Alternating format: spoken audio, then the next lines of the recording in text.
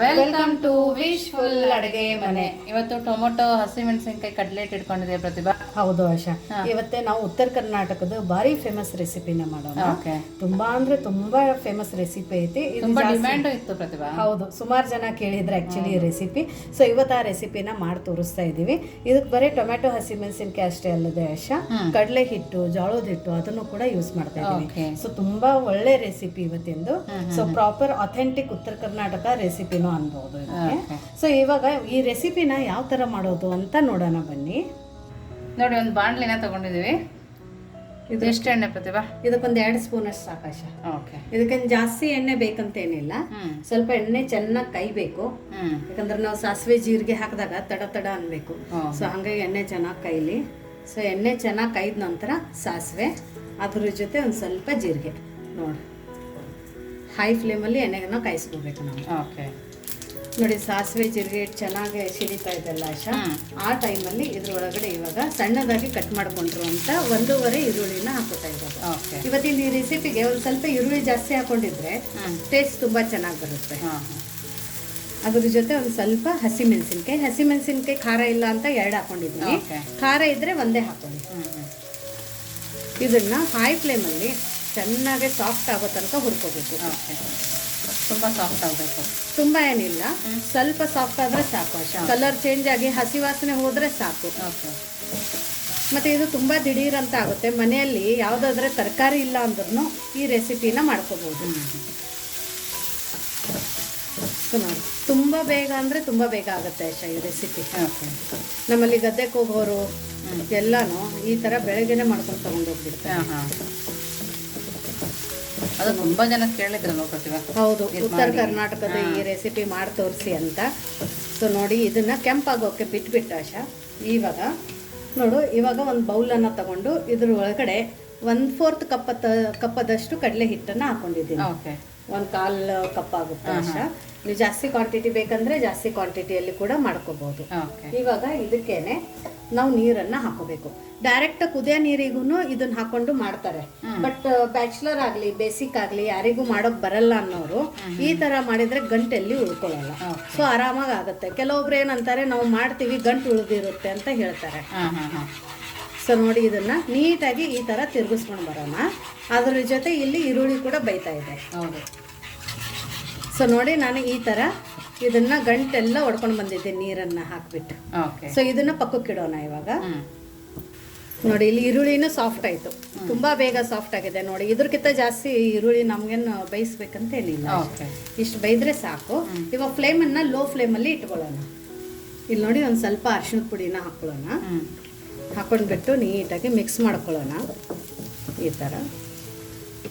ಇವಾಗ ಇದಕ್ಕೆ ಆಶಾ, ನಾವೇನು ಈಗ ಕಡಲೆ ಹಿಟ್ಟು ಬೀಟ್ ಮಾಡ್ಕೊಂಡು ಇಟ್ಕೊಂಡಿದ್ವಲ್ಲ, ಮಿಕ್ಸ್ ಮಾಡ್ಕೊಂಡು ಇದನ್ನ ಹಾಕೊಂಡಿರೋದು. ಇವಾಗ ಮತ್ತೆ ಇದೇ ಬಾಣಲಿಗೆ ಸ್ವಲ್ಪ ನೀರನ್ನ ಹಾಕೊಂಡು ಹಾಕೋತಾ ಇದ್ದೇವೆ. ಈ ತರ ಮಾಡಿದ್ರೆ ಎಲ್ಲಿ ಗಂಟು ಬರಲ್ಲ. ಕಣ್ಣು ಮುಚ್ಕೊಂಡು ಈ ರೆಸಿಪಿನ ಮಾಡ್ಕೋಬಹುದು. ಮತ್ತೆ ಫ್ಲೇಮನ್ನ ಮಾತ್ರ ಲೋ ಫ್ಲೇಮಲ್ಲಿನೇ ಇಟ್ಕೋಬೇಕು. ಒಂದ್ಸರ್ತಿ ಹಾಕಿದ ತಕ್ಷಣ ಇಮಿಡಿಯೇಟ್ ಆಗಿ ಈ ತರ ರವಿಗೆಯಲ್ಲಿ ಮಜ್ಜಿಗೆ ಕಡಿಯೋದಿರುತ್ತಲ್ಲ ಅದರಲ್ಲಿ ಅಥವಾ ಈ ತರ ವಿಕ್ಸ್ ಅಲ್ಲಿ ನಾವು ಇದನ್ನ ಈ ತರ ನೀಟಾಗಿ ಮಿಕ್ಸ್ ಮಾಡ್ಕೋಬೇಕು. ಇದೊಂದ್ ಸ್ವಲ್ಪ ಇವಾಗ ಕುದಿಯೋಕ್ ಸ್ಟಾರ್ಟ್ ಆದಾಗ ಗಂಟು ಬರೋ ಚಾನ್ಸಸ್ ಇರುತ್ತೆ. ಯಾಕಂದ್ರೆ ಕಡಲೆ ಕೈ ಆಡಿಸ್ತಾನೆ ಇರ್ಬೇಕು. ಇದು ಇನ್ನೊಂದ್ ಸ್ವಲ್ಪ ನೀವು ಕನ್ಸಿಸ್ಟೆನ್ಸಿ ನೋಡ್ಕೋಬಹುದು. ಇಲ್ಲ ನಮ್ಗೆ ಇನ್ನೊಂದ್ ಸ್ವಲ್ಪ ಗಟ್ಟಿ ಬೇಕಂದ್ರೆ ಇಷ್ಟು ಕನ್ಸಿಸ್ಟೆನ್ಸಿ ಸಾಕು. ಇಲ್ಲ ನಮ್ಗೆ ಅಳಸ ಜೂನ್ಕ ಬೇಕು ಅಂದ್ರೆ ಇನ್ನೊಂದ್ ಸ್ವಲ್ಪ ನೀರನ್ನ ಹಾಕೊಂಡು ಲೋ ಫ್ಲೇಮಲ್ಲಿ ಇದು ಕುದಿಯೋ ತನಕ ಗಟ್ಟಿ ಆಗುತ್ತೆ ಆಶಾ. ಎಷ್ಟು ಕುದಿಯುತ್ತೆ ಅಷ್ಟು ಗಟ್ಟಿ ಆಗುತ್ತೆ. ಸೊ ನೋಡಿ, ಎಲ್ಲಿ ಗಂಟು ಉಳಿದಿಲ್ಲ. ಇವಾಗ ತೋರಿಸ್ತೀನಿ ನೋಡಿ, ಎಲ್ಲಿ ಗಂಟು ಉಳಿದಿಲ್ಲ. ಮತ್ತೆ ಈರುಳ್ಳಿನೂ ಒಂದ್ ಸ್ವಲ್ಪ ಜಾಸ್ತಿ ಹಾಕೊಳ್ಳೋದ್ರಿಂದ ಫ್ಲೇವರ್ ತುಂಬಾ ಚೆನ್ನಾಗಿ ಬರುತ್ತೆ. ಮತ್ತೆ ಗಂಟಾಗೋ ಚಾನ್ಸಸ್ ಕೂಡ ಕಡಿಮೆ ಇರುತ್ತೆ. ನೋಡಿ, ಇದನ್ನ ಚೆನ್ನಾಗಿ ಕುದಿ ತಗೊಂಡು ಬರಬೇಕು ಆಶಾ. ಒಂದು ಕುದಿ ಬರ್ಬೇಕು ಇದಕ್ಕೆ. ಸೊ ಇದನ್ನ ಹೈ ಫ್ಲೇಮಲ್ಲಿ ಇಟ್ಟಿವಾಗ ಒಂದು ಕುದಿನ ತಪ್ಪಿಸ್ಕೊಂಡು ಬರೋಣ. ನೋಡಿ, ಇವಾಗ ಫ್ಲೇಮ್ ಅನ್ನ ಆಶಾ ಇದೊಂದು ನೋಡಿ, ಇದು ಕನ್ಸಿಸ್ಟೆನ್ಸಿ ಹಿಂಗೈತಲ್ಲ. ಇವಾಗ ಫ್ಲೇಮ್ ಅನ್ನ ಫುಲ್ ಲೋ ಫ್ಲೇಮಲ್ಲಿ ಇಟ್ಕೋಬೇಕು. ಇದು ಹಸಿ ವಾಸನೆ ಹೋಗಿರುತ್ತೆ, ಬಟ್ ತಿನ್ನೋಕೆ ಹಸಿ ಹತ್ತುತ್ತೆ. ಇದು ಅಷ್ಟು ಬೇಗ ಬೈಯಲ್ಲ ಇದು ಕಡಲೆ ಹಿಟ್ಟು. ಸೊ ಹಂಗಾಗ್ಬಿಟ್ಟು ಇದಕ್ಕೆ ಇವಾಗ ಏನ್ ಮಾಡ್ಬೇಕಂದ್ರೆ, ಇವಾಗ ನಾನು ಕರಿಬೇವು ಸೊಪ್ಪು ಹಾಕ್ತಾ ಇದ್ದೀನಿ. ಇವಾಗ ಹಾಕಿದ್ರೆ ತುಂಬ ಒಳ್ಳೆ ಫ್ಲೇವರ್ ಕೊಡುತ್ತೆ. ಅದರ ಜೊತೆ ಟೊಮ್ಯಾಟೊ. ಇವಾಗ ನೋಡಿ, ರುಚಿಗೆ ಉಪ್ಪು, ಯಾಕಂದ್ರೆ ಇನ್ನೂ ಉಪ್ಪು ಹಾಕಿಲ್ಲ ಆಶಾ. ಹೌದು.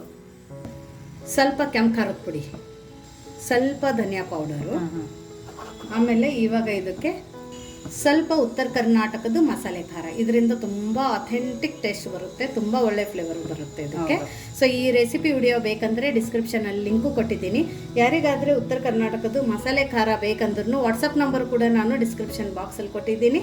ಸೊ ಅಲ್ಲಿ ಕೂಡ ನೀವು ಚೆಕ್ ಮಾಡ್ಬೋದು. ನೋಡಿ ಇಟ್ಟು ಸಾಕು, ಈಸ್ಕಿ ಜಾಸ್ತಿ ಏನು ಹಾಕೋ ಅವಶ್ಯಕತೆ ಇಲ್ಲ. ಬಟ್ ಇದು ಏನಂದ್ರೆ ಆಶಾ, ಜುಣ್ಕುದ್ದು ಮಾಡ್ಬೇಕಂದ್ರೆ ನಾವು ಕಂಟಿನ್ಯೂಸ್ ಆಗಿ ಮಧ್ಯ ಮಧ್ಯದಲ್ಲಿ ಕೈನ ಆಡಿಸ್ತಾ ಇರಬೇಕು. ನೋಡಿ ಇದ್ರಕ್ಕಿತ್ತಾನು ಒಂದು ಸ್ವಲ್ಪ ಲೂಸು, ಇನ್ನು ಅಳಸು ಜುಣ್ಕು ಬೇಕಂದ್ರೆ ಇದ್ರಕ್ಕಿತ್ತಾನು ಇನ್ನೊಂದು ಸ್ವಲ್ಪ ನೀರು ನೀವು ಜಾಸ್ತಿ ಹಾಕೋಬಹುದು. ಇಲ್ಲ ನಮ್ಗೆ ಅವಾಗ ಕ್ವಾಂಟಿಟಿ ಗೊತ್ತಾಗಂಗಿಲ್ಲ ಅಂದ್ರೆ ನೀರನ್ನ ಬಿಸಿ ಮಾಡ್ಕೊಂಡು ಇಟ್ಬಿಟ್ಟು ಕೂಡ ಹಾಕೋಬಹುದು. ಸೊ ನೋಡಿ ಇವಾಗ ಈ ಸ್ಪೂನನ್ನು ಒಳಗಡೆನೇ ಇರಬೇಕು, ಯಾಕಂದ್ರೆ ಮಧ್ಯ ಮಧ್ಯದಲ್ಲಿ ನಾವು ಇದನ್ನ ಚೆಕ್ ಮಾಡಬೇಕಾಗುತ್ತೆ. ಹೌದು, ನೋಡಿ ಇವಾಗ ಸ್ಪೂನನ್ನು ಹಾಗೆ ಇಟ್ಟು ಲೋ ಫ್ಲೇಮಲ್ಲಿ ಇದನ್ನ ನಾವು ಈ ತರ ಮುಚ್ಚಬೇಕು. ಲೋ ಫ್ಲೇಮಲ್ಲಿನೇ ಇದೊಂದು 2 ನಿಮಿಷ ಕುದಿಸ್ಬೇಕು ನಾವು. ಬಟ್ ಮಧ್ಯ ಮಧ್ಯದಲ್ಲಿ ಈ ತರ ಲಿಡ್ಡನ್ನ ತೆಗೆದು ತಳ ಹಿಡ್ಕೊಂಡು ನಾವು ಇದನ್ನ ತಿರುಗಿಸ್ತಾ ಇರ್ಬೇಕು. ಇಲ್ಲ ತಳ ಒತ್ತೋ ಚಾನ್ಸ್ ಇರುತ್ತೆ. ಹೌದೌದು, ಎಷ್ಟು ಗಮ್ ಅಂತ ವಾಸನೆ ಬರ್ತಾ ಇದೆ. ನೋಡಕ್ಕೂ ಎಷ್ಟು ಚೆನ್ನಾಗಿದೆ, ನೋಡ್ಕೊತೀವಿ, ತುಂಬಾ ಚೆನ್ನಾಗಿ ಕಾಣ್ತಾ ಇದೆ. ಹೌದು ನೋಡಿ, ಮನೆಯಲ್ಲಿ ತರಕಾರಿ ಇಲ್ಲ, ಸೊಪ್ಪು ಇಲ್ಲ ಅಂದ್ರೆ ಈ ತರ ಒಂದು ರೆಸಿಪಿನ ಮಾಡ್ಕೋಬಹುದು. ಇವಾಗ ಆಶಾ ಇದೊಂದು 2 ನಿಮಿಷ ಮಧ್ಯ ಮಧ್ಯದಲ್ಲಿ ಕೈ ಆಡಿಸ್ತಾ ನಾವು ಇದನ್ನು ಕುದಿಸ್ಕೊಳ್ಳೋಣ. ಅಷ್ಟರಲ್ಲಿ ಇನ್ನೊಂದು ರೆಸಿಪಿನ ನೋಡೋಣ. ಇವಾಗ ನೋಡಿ, ರೊಟ್ಟಿ ಬಡೋಕ್ಕಿಂತ ಮುಂಚೆ ಆಶಾ ಇಲ್ಲಿ ಒಂದು ಬೌಲಲ್ಲಿ ನೀರನ್ನ ತಗೊಳ್ಳೋಣ. ತಣ್ಣೀರು. ಇದ್ರ ಒಳಗಡೆ ನಾನಿಲ್ಲಿ ಒಂದು ಕಾಟನ್ದು ಬಟ್ಟೆನ ತೊಳೆದ್ ಬಿಟ್ಟು ತಗೊಂಡಿದ್ದೀನಿ, ಯಾಕಂದ್ರೆ ರೊಟ್ಟಿಗೆ ನೀರ್ ಹಚ್ಚಬೇಕಾಗ್ತಿತ್ತಲ್ಲ. ಸೊ ಆ ಟೈಮಲ್ಲಿ ಕೈ ಸುಡೋ ಚಾನ್ಸಸ್ ಇರುತ್ತೆ. ಸೊ ಇದರಿಂದ ಕಾಟನ್ ಬಟ್ಟೆಯಿಂದ ನೀರು ತುಂಬಾ ಚೆನ್ನಾಗತ್ತೆ. ದಪ್ಪ ಕಾಟನ್ ಬಟ್ಟೆ ಇರಬಾರ್ದು, ತೆಳುವಾಗಿರ್ಬೇಕು. ಇದನ್ನ ಫಸ್ಟ್ ಇದನ್ನ ಪಕ್ಕಕ್ಕೆ ಇಟ್ಕೊಂಡು ಬಿಡೋಣಂತೆ. ಇವಾಗ ಇಲ್ಲಿ ಜಡಿ ಮಾಡಿರುವಂತ ಜೋಳದ ಹಿಟ್ಟನ್ನ ತಗೊಂಡಿರೋದು, ಇದನ್ನ ಹಾಕೊಳ್ಳೋಣ ಅಂತ. ಇದಕ್ಕಿಂತ ಮುಂಚೆನೂ ಆಶಾ ಜೋಳದ ರೊಟ್ಟಿ ವಿಡಿಯೋ ಕೂಡ ಹಾಕಿದೀವಿ, ಫುಲ್ ಡಿಟೇಲ್ ಅದನ್ನು ಫುಲ್ ಡಿಟೇಲ್ ಅಲ್ಲಿನೇ ಹಾಕಿದ್ದೀವಿ. ಇವಾಗ ನೋಡಿ ಒಂದ್ ಸ್ವಲ್ಪ ಜೋಳದ ಹಿಟ್ಟನ್ನ ತಕ್ಕೊಳ್ಳೋಣ, ಯಾಕಂದ್ರೆ ಬಡಿಯೋಕೆ ಇಟ್ಬೇಕಲ್ಲ. ಇದು ಪ್ಯೂರ್ ಜೋಳದ ಹಿಟ್ಟು. ಹೌದೌದು, ನಾವೇ ಬೆಳೆಯೋದು ಜೋಳನು, ಮತ್ತೆ ಬೀಸಿರೋದ್ನು ಅಲ್ಲೇ ಊರಲ್ಲಿ. ಬೀಸೋದು ಇಲ್ಲ, ಅಷ್ಟು ಸಣ್ಣದಾಗಿ ಬೀಸಲ್ಲ, ಸ್ವಲ್ಪ ದಪ್ಪ ಇರುತ್ತೆ. ಆ ಟೈಮಲ್ಲಿ ಏನ್ ಮಾಡ್ಬೇಕಂದ್ರೆ ಸ್ವಲ್ಪ ಜಿಗಿ ಜಾಸ್ತಿ ಹಾಕೋಬೇಕು. ಇವಾಗ ನೋಡು, ಇದಕ್ಕೇನೆ ಬಿಸಿ ಬಿಸಿ ನೀರನ್ನ ಹಾಕೋಬೇಕು. ಕುದಿಯ ನೀರು ಇರುತ್ತಲ್ಲ ಅದನ್ನ ಹಾಕೋದು. ಫ್ರೆಶ್ ಆಗಿ ಬಿಸ್ಕೊಂಡ್ ಬಂದ್ರೆ ಜಿಗಿ ಕಡಿಮೆ ಹಾಕೋಬೇಕಾಗತ್ತೆ ಆಶಾ. ಒಂದು ವಾರ ಆಗಿದೆ, 10-15 ದಿವಸ ಆಗಿದೆ ಅಂದ್ರೆ ಒಂದ್ ಸ್ವಲ್ಪ ಜಿಗಿನ ಜಾಸ್ತಿ ಹಾಕೋಬೇಕು. ಮತ್ ಪ್ಯೂರ್ ಜೋಳನ ಯೂಶ್ವಲಿ ನಾವು ತಿನ್ಬೇಕು, ಅಕ್ಕಿ ಮಿಕ್ಸ್ ಇರಬಾರ್ದು. ಇದು ಪ್ಯೂರ್ ಜೋಳದ ಹಿಟ್ಟು. ಇದಕ್ಕೆ ಇನ್ನೊಂದು ಸ್ವಲ್ಪ ಜಿಗಿ ಹಾಕೋತೀನಿ ನಾನು, ಯಾಕಂದ್ರೆ ನಂದು ಇದು 15 ದಿವಸ ಆಯ್ತು ಇದು ಹಿಟ್ಟಕ್ಕೆ. ಹಂಗಾಗಿ ನೀರು ಬಿಸಿ ಇರುತ್ತೆ, ನೋಡ್ಕೊಂಡು ಕಲಿಸ್ಕೋಬೇಕು. ನೋಡಿ ಇವಾಗ ಇದನ್ನ ಕೈಯಿಂದ ಕಲಿಸ್ಕೊಳ್ಳೋಣ, ನೀಟಾಗಿ ಕಲಿಸ್ಕೋಬೇಕು. ಕೆಲವೊಬ್ರಿಗೆ ಹಿಟ್ಟು ತುಂಬಾ ಚೆನ್ನಾಗಿರುತ್ತೆ, ಕಲಿಸ್ಲಿಲ್ಲ ಅಂದ್ರೆ ಜೋಳ ಚೆನ್ನಾಗಿಲ್ಲ, ಜೋಳದ ಹಿಟ್ಟು ಚೆನ್ನಾಗಿಲ್ಲ ಅಂತ ಹೇಳ್ತೀವಿ. ಮೇನ್ ಕಲಿಸೋದೇ ತುಂಬಾ ಇಂಪಾರ್ಟೆಂಟ್ ಐತೆ. ನಾ ಡಿಟೇಲ್ ವಿಡಿಯೋ ಅಲ್ಲಿ ಕೂಡ ಹೇಳಿದ್ದೀನಿ. ಸೊ ಇದನ್ನ ಫಸ್ಟ್ ನಾವು ಇದನ್ನ ನೀಟಾಗಿ ಕಲಿಸ್ಕೊಳ್ಳೋಣ, ಮಿಕ್ಸ್ ಮಾಡೋಣ. ಮಿಕ್ಸ್ ಮಾಡಿಬಿಟ್ಟು ಇವಾಗ ಆಶಾ ಇದಕ್ಕೆ ಸ್ವಲ್ಪ ಸ್ವಲ್ಪ ತಣ್ಣೀರು, ನಾವೇನ್ ಬಟ್ಟೆ ಹಾಕೊಂಡು ಇಟ್ಕೊಂಡಿದ್ವಲ್ಲ ಅದರಿಂದಾನೇ ತಗೋತಾ ಇದ್ದೀನಿ. ಸ್ವಲ್ಪ ತಣ್ಣೀರು ಹಾಕೊಂಡು ಮೊದ್ಲು ಗಟ್ಟಿಯಾಗಿ ಇದನ್ನ ಹಿಟ್ಟನ್ನ ಕಲಿಸ್ಕೊಂಡು ಬರೋಣ. ಗಟ್ಟಿಯಾಗಿ ಕಲಿಸ್ಬೇಕು. ಎಷ್ಟು ಕೈಯಲ್ಲಿ ಪ್ರೆಷರ್ ಇದೆ ಅಷ್ಟು ಪ್ರೆಷರ್ ಅನ್ನ ಹಾಕ್ಬಿಟ್ಟು ಕಲಿಸ್ಬೇಕು. ನೋಡಿ ಈ ತರ ಗಟ್ಟಿಯಾಗಿ ಕಲಿಸ್ಕೊಂಡಿರೋದು ಆಯ್ತಾ. ಇವಾಗ ಏನ್ ಮಾಡ್ಬೇಕಂದ್ರೆ ಸ್ವಲ್ಪ ನೀರ್ ಹಾಕೊಂಡೆ ಗಟ್ಟಿಯಾಗಿ ಕಲಸಿರೋದು. ಇವಾಗ ಸ್ವಲ್ಪ ನೀರ್ ಹಾಕೊಂಡು ಕೈಲೇ ಈ ತರ ತಿಕ್ಕಬೇಕು. ಇದು ಹದಡಿ ಇರುತ್ತಲ್ಲ, ಸೊ ಇದರಿಂದ ಈ ಹದಡಿಯಿಂದ ಸ್ವಲ್ಪ ಹಿಂಗೆ ತಿಕ್ಕಬೇಕು. ಅವಾಗ ಕೈಯಲ್ಲಿನೇ ಬೆಣ್ಣೆ ತರ ಸಾಫ್ಟ್ ಆಗುತ್ತೆ ಹಿಟ್ಟು. ನೋಡ ಸ್ವಲ್ಪ ನೀರ್ ಹಾಕೊಂಡೆ, ಕೈ ನೋವು ಬರ್ಬೇಕು, ಅಲ್ಲಿ ತನಕ ತಿಕ್ಬೇಕು ನಾವು. ಅಂದ್ರೆ ಮಿನಿಮಮ್ 1 ನಿಮಿಷರೇ ನಾವು ಇದನ್ನ ಚೆನ್ನಾಗಿ ಮಿದಿಬೇಕು. ಎಷ್ಟು ಸಾಫ್ಟ್ ಅಂದ್ರೆ ಕೈಯಲ್ಲಿ ಹಿಟ್ಟು ಆಶಾ ಬೆಣ್ಣೆ ಹಿಡ್ದಂಗೆ ಇರ್ಬೇಕು. ಆ ಫೀಲ್ ಗೊತ್ತಾಗುತ್ತೆ ಕೈಯಲ್ಲಿ. ಮೊದಲು ಹಾರ್ಡ್ ಅನ್ಸುತ್ತೆ ಹಿಟ್ಟು, ಆಮೇಲೆ ಈ ತರ ಸ್ವಲ್ಪ ನೀರ್ ಹಾಕೊಂಡು ಮಿದಿತಾ ಇರ್ಬೇಕಾದ್ರೆ ಕೈಯಲ್ಲಿ ಹಿಟ್ಟಿನ ಕನ್ಸಿಸ್ಟೆನ್ಸಿ ಗೊತ್ತಾಗುತ್ತೆ. ನನ್ಗೆ ಪ್ರತಿಭಾ ಜೋಳದ ರೊಟ್ಟಿ ಹಿಟ್ಟು ಕಲಸುವಾಗ ಈ ತರ ನೀರ್ ಹಾಕೊಳ್ತಿಯಲ್ಲ, ಇದು ಹಾಕೊಳ್ಳುವಾಗ್ಲೇನೆ ಭಯ ಆಗುತ್ತೆ, ತೆಳುವಾಗುತ್ತೇನೋ ಅಂತ. ಹೌದು, ತೆಳುವೇನಾಗಲ್ಲ, ಸ್ವಲ್ಪ ಹಾಕೋಬೇಕು. ಇವನ್ ಲಟ್ಟಿಸಿ ಕೂಡ ತೋರಿಸಿದ್ದೀವಿ. ಹೌದು, ಆ ವಿಡಿಯೋನು ಕೂಡ ನೀವು ಚೆಕ್ ಮಾಡ್ಕೋಬಹುದು. ಇನ್ನು ಯಾರು ನಮ್ದು ವಾಟ್ಸಪ್ ಗ್ರೂಪ್ ಲಿಂಕ್ ಅನ್ನ ಜಾಯಿನ್ ಆಗಿಲ್ಲ ಅಂದ್ರೆ ಡಿಸ್ಕ್ರಿಪ್ಷನ್ ಬಾಕ್ಸ್ ಅಲ್ಲಿ ವಿಶ್ಫುಲ್ ಅಡುಗೆ ಮನೆ ವಾಟ್ಸಪ್ ಗ್ರೂಪ್ ಲಿಂಕ್ ಅನ್ನ ಕೊಟ್ಟಿದ್ದೀನಿ. ಅದ್ರ ಮೇಲೆ ಕ್ಲಿಕ್ ಮಾಡಿದರೆ ಸಾಕು, ನೀವು ನಮ್ಮ ಜೊತೆ ಕನೆಕ್ಟ್ ಆಗ್ತೀರಾ. ಮತ್ತು ಏನೇ ಕ್ವೆರೀಸ್ ಆಗಲಿ, ಏನೇ ಡೌಟ್ಸ್ ಇದ್ದರೆ ವಾಟ್ಸಪ್ ನಂಬರು ಕೂಡ ಕೊಟ್ಟಿದ್ದೀನಿ, ಅಲ್ಲಿ ಕೂಡ ನೀವು ನಮ್ಮ ಜೊತೆ ಕಮ್ಯುನಿಕೇಟ್ ಮಾಡ್ಕೋಬೋದು. ಓಕೆ ನೋಡಿ ಆಶಾ, ಇವಾಗ ನಮ್ದು ಹಿಟ್ಟು ರೆಡಿ ಆಯಿತು. ಕೈಯಲ್ಲಿ ಅಷ್ಟು ಸಾಫ್ಟಾಗಿ ಬೆಣ್ಣೆ ಥರ ಆಗಿದೆ. ಹೌದು, ನೋಡಿ ಈ ಥರ. ನೋಡಿ ಆಶಾ, ನಮ್ಮ ಜೋಳದ ಹಿಟ್ಟು ಕಲಿಸ್ತೀವಲ್ಲ ರೊಟ್ಟಿಗೆ, ಅಷ್ಟರಲ್ಲಿ ನಮ್ದು ಇದು ಜುಣ್ಕಾ ಕುದ್ದು ರೆಡಿಯಾಗಿದೆ ಲೋ ಫ್ಲೇಮಲ್ಲಿ. ಸೊ ಆಲ್ಟರ್ನೇಟ್ ಆಗಿ ನಾವು ಈ ಥರನೂ ಕೆಲಸಗಳನ್ನ ಮಾಡ್ಕೋಬಹುದು. ಇವಾಗ ಇದಕ್ಕೇನೆ ಸ್ವಲ್ಪ ಕೊತ್ತಂಬರಿ ಸೊಪ್ಪನ್ನು ಹಾಕೊಳ್ಳೋಣ. ಕೊತ್ತಂಬರಿ ಸೊಪ್ಪು ಜಾಸ್ತಿ ಹಾಕೊಂಡಷ್ಟು ಫ್ಲೇವರ್ ತುಂಬ ಚೆನ್ನಾಗಿ ಕೊಡುತ್ತೆ. ಬೇಕಂದ್ರೆ ಮೆಂತ್ಯ ಸೊಪ್ಪು ಕೂಡ ಕಟ್ ಮಾಡಿ ಹಾಕೋಬಹುದು.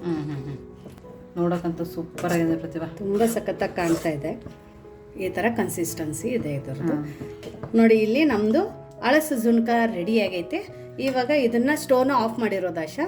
ಮೇಲ್ಗಡೆ ಲಿಡ್ಡನ್ನು ಮುಚ್ಚಿಬಿಟ್ಟು ರೊಟ್ಟಿನ ಯಾವ ಥರ ಬಡಿಯೋದು ಅಂತ ನೋಡೋಣ. ಇವಾಗ ಇದರದ್ದು ಚಿಕ್ಕದಾಗಿ ಉಳೆ ತಗೋಬೇಕು. ಇದನ್ನ ಪಕ್ಕಕ್ಕೆ ಇಟ್ಕೊಳ್ಳೋಣ. ನೋಡಿ ಇವಾಗ ಈ ಉಳ್ಳೆಗೇನು ಆಶಾ, ಜಸ್ಟ್ ನೀರಲ್ಲಿ ಈ ಥರ ಬೆರಳನ್ನ ಎದ್ಬಿಟ್ಟು ಈ ಥರ ಹಚ್ಕೊಂಡು ಮತ್ತೆ ಇದಕ್ಕೆ ಈ ಥರ ಮಿತ್ಕೋಬೇಕು. ಆಮೇಲೆ ಈ ಥರ ಪ್ರತಿ ಒಂದು ಮಾಡುವಾಗ್ಲೂ ಇದೇ ಥರ ಮಾಡಬೇಕು. ಆವಾಗ ಇದಕ್ಕೆ ಈ ಥರ ಉಳ್ಳೆನ ಮಾಡ್ಕೋತೀವಿ. ಈ ಥರ ಇವಾಗ ಇದಕ್ಕೇನೆ ಜೋಳದ ಹಿಟ್ಟು ಜಡಿ ಮಾಡಿರೋದು ತಕೊಂಡು ಇಟ್ಕೊಂಡಿದ್ದೀವಲ್ಲ, ಅದನ್ನೇ ಉದುರಿಸಿರೋದು. ಇಲ್ಲ ನಾವು ಅಕ್ಕಿ ಹಿಟ್ಟು ತಿಂತೀವಿ ನಡೆಯುತ್ತೆ ಅಂದರೆ ಅಕ್ಕಿ ಹಿಟ್ಟು ಕೂಡ ಉದುರಿಸ್ಬೇಕು. ಇವಾಗ ಇದನ್ನ ಇಟ್ಬಿಟ್ಟು ಕೈಗೂ ಎರಡು ಕೈಗೂ ಹಿಟ್ಟನ್ನು ಹಚ್ಕೊಂಡು ಈ ಥರ ರೌಂಡಾಗಿ ಪ್ರೆಸ್ ಮಾಡಬೇಕು. ರೊಟ್ಟಿನ ಬಡಿಬೇಕಾದ್ರೆ ಜಾಸ್ತಿ ಪ್ರೆಷರನ್ನು ಹಾಕಬಾರ್ದು.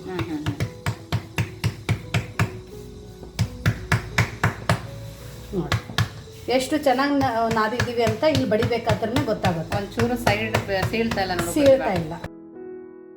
ಇವಾಗ ಎರಡು ಕೈಯಿಂದ ಬರೀ ಎಜ್ಜೆಸಕ್ಕೆ ಮಾತ್ರ ಬಡಿಬೇಕು, ಮಧ್ಯ ಬಡಿಯಂಗಿಲ್ಲ, ಜಾಸ್ತಿ ಮಧ್ಯ ಬಡಿಯೋಂಗಿಲ್ಲ.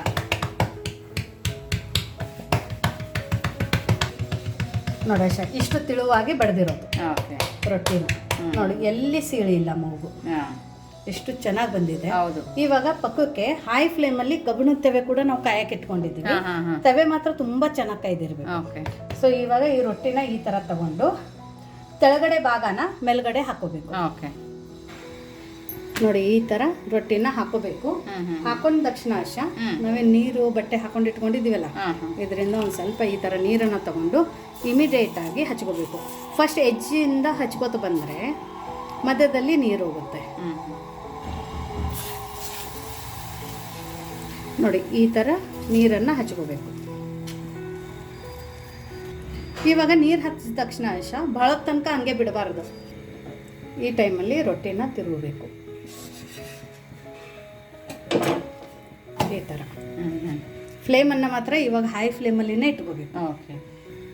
ಇವಾಗ ಈ ಮೈ ಬೇಯೋ ತನಕ ಇನ್ನೊಂದು ರೊಟ್ಟಿ ಬಡದಾಗುತ್ತೆ. ನೋಡಿ ಇನ್ನೊಂದು ರೊಟ್ಟಿ ಬಡಿಯೋದನ್ನು ತೋರಿಸ್ತೀನಿ.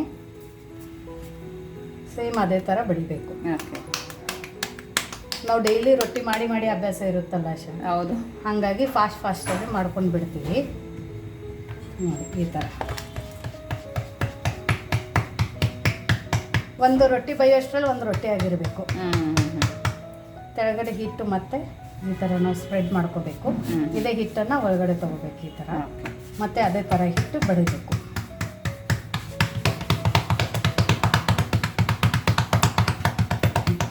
ಮಧ್ಯದಲ್ಲಿ ಅಂಟಿದಂಗೆ ಆಗುತ್ತಲ್ಲ, ಅವಾಗ ಒಂದು ಸ್ವಲ್ಪ ಹಿಟ್ಟನ್ನು ಹಚ್ಕೋಬೇಕು. ಆಮೇಲೆ ಮತ್ತೆ ಬಡಿಬೇಕು.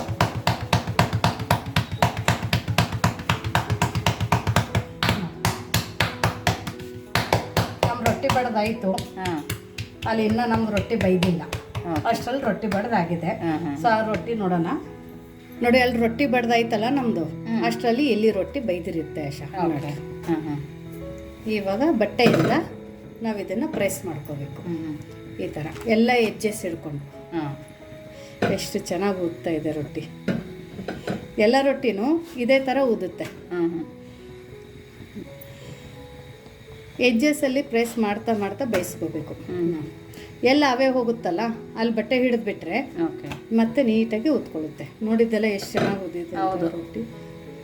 ಸೊ ಎಲ್ಲ ರೊಟ್ಟಿನೂ ಇದೇ ಥರ ಮಾಡ್ಕೊಂಡು ಬರೋಣ. ನೋಡಿ ನಮ್ಮದು ಬಿಸಿ ಬಿಸಿ ಜೋಳದ ರೊಟ್ಟಿ ರೆಡಿ ಆಗೈತೆ ಅಶ. ಚೆನ್ನಾಗಿ ಉಬ್ಬಿರೋದು. ಇಷ್ಟಕ್ಕೊಂದು ರೊಟ್ಟಿಗಳಾಗಿದೆ ನೋಡಿ ಆ ಶೀಟಲ್ಲಿ. ಹೌದು, ತುಂಬ ಚೆನ್ನಾಗಾಗಿದೆ ಮತ್ತು ಅಷ್ಟೇ ಸಾಫ್ಟ್ ಕೂಡ ಆಗಿದೆ. ನಾನು ನಿಮ್ಗೆ ತೋರಿಸ್ತೀನಿ ನೋಡಿ. ಇದು ರೊಟ್ಟಿ ಐತಲ್ಲ ಎಷ್ಟು ಸಾಫ್ಟ್ ಅಂದರೆ ಹೌದು, ಅಷ್ಟೇ ಸಾಫ್ಟ್ ಆಗಿದೆ. ಮತ್ತು ಹೊಟ್ಟೆನೂ ಉಬ್ಬಿರುತ್ತಲ್ಲ ಈ ಥರ ಉಚ್ಚುತ್ತೆ ಹೊಟ್ಟೆ ಉಬ್ಬಿರೋದು ರೊಟ್ಟಿ. ಹೌದು, ಲೇಯರ್ ಲೇಯರ್ ಥರ ನೀಟಾಗಿ ಕಾಣುತ್ತೆ. ನೀಟಾಗಿ ನೋಡ್ರಿ ಅಷ್ಟೇ ಚೆನ್ನಾಗಿದೆ ರೊಟ್ಟಿ ಆಗಿದೆ. ಇವಾಗ ಈ ರೊಟ್ಟಿನ ಜೊನ್ಕದ ಜೊತೆ ಯಾವ ಥರ ತಿನ್ನೋದು ಅಂತ ಹೇಳ್ಕೊಡ್ತೀನಿ. ಓಕೆ ನೋಡಿ, ಬಿಸಿ ಬಿಸಿ ಜೋಳದ ರೊಟ್ಟಿ ಜೊತೆ ಉತ್ತರ ಕರ್ನಾಟಕದ ಜುನ್ಕ ನಾವು ಮಾಡಿಟ್ಟಿದ್ವಲ್ಲ, ರೊಟ್ಟಿ ಆಗೋ ತನಕ ಇಷ್ಟು ಗಟ್ಟಿಯಾಗಿರುತ್ತೆ ಆಶಾ.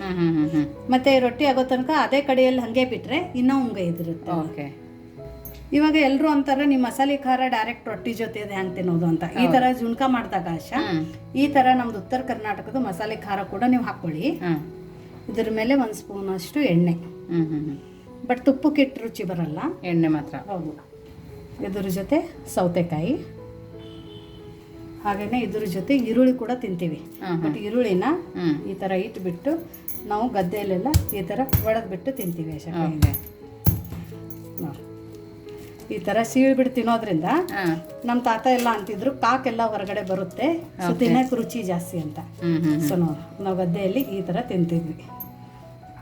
ಈ ಥರ ಇಟ್ಕೊಂಡು ಇವಾಗ ನೋಡಿ ರೊಟ್ಟಿ ಅಷ್ಟೇ ಸಾಫ್ಟಾಗಿದೆ ನೋಡಿ. ಒಂದು ಕೈಯಿಂದನೇ ನಾವು ಇದು ಚೆನ್ನಾಗಿ ಮುರಿಬೋದು. ಹೌದು, ಇದು ಮಸಾಲೆ ಖಾರನು ಎಣ್ಣೆ ಜೊತೆ ಮಿಕ್ಸ್ ಮಾಡ್ಕೋಬೇಕು.